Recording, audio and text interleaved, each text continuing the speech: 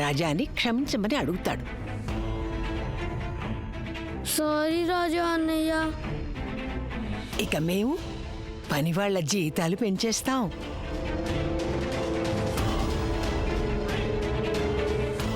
కానీ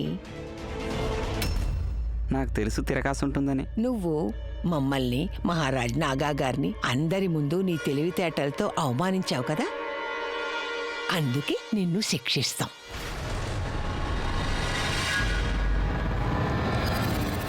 పెద్దరాణి అమ్మ, మీకు తెలుసా రాణి వాళ్ళ ఇంట్లో అందరూ మంచి వాళ్ళే. వాళ్ళు రాణి బాగా చదువుకోవాలనుకుంటున్నారు, కానీ రాణి ఇంట్లో ఏవో ఇబ్బందుల వల్ల ఇక్కడ పనిచేస్తుంది. ఏమిటా ఇబ్బంది? అదేంటో తెలీదు, కానీ రాణి మాత్రం వెంటనే చాలా డబ్బు సంపాదించాలనుకుంటోంది. ఏం కంగారొద్దు, అంత పెద్ద శిక్ష కాదు, చిన్న శిక్షే విధిస్తాం. అదేంటంటే నీ జీతం నీకు లభించదు.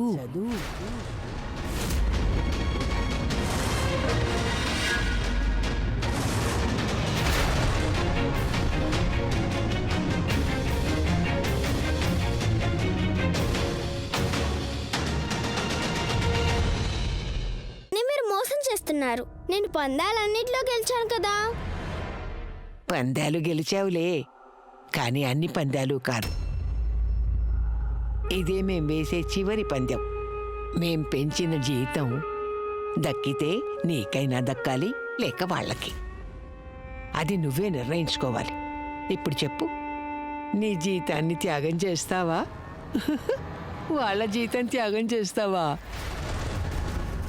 ఆలోచించి చూసుకో.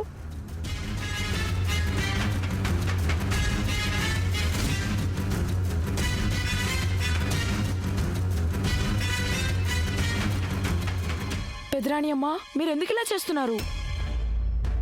తను ప్రతి పందెంలో గెలిచింది, ఇది అన్యాయం పెద్దరాణి అమ్మ.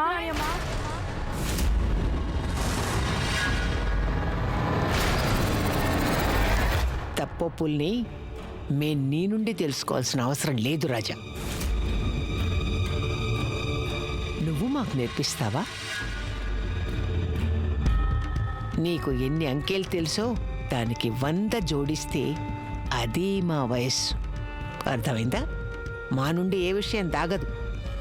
మాకు తెలుసు ఎలా నువ్వు జీవన్ని పిచ్చివాణ్ణి చేసి నిండు సభలో నాగా మహారాజు గారిని అవమానించేలా చేశావు. చెప్పు, ఏం నిర్ణయించుకున్నావు?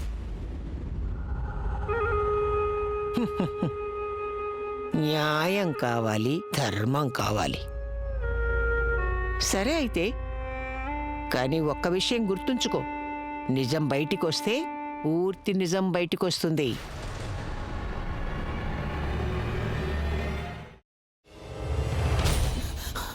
నువ్వు ఇంకేమన్నా చెప్పాలా?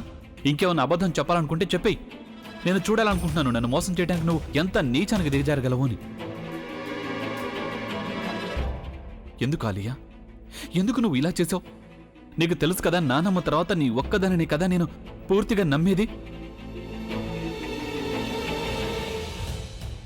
ఏమన్నావు నువ్వు? ఈ మధ్య అన్నిటినీ మర్చిపోతున్నావా? అది చాలు. వాటిలో ఉన్న శక్తి విషయాన్ని గ్రహించి మనకు వివరిస్తాయి.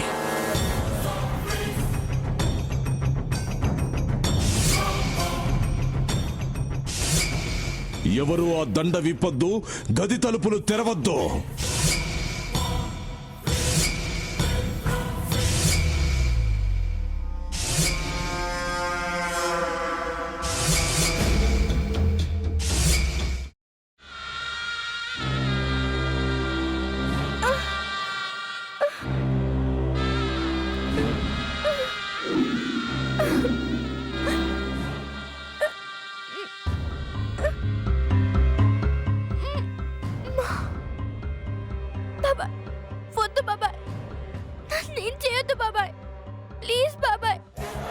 నిజం తెలిసినప్పుడే నా ఆలోచనలో నువ్వు చచ్చిపోయావు.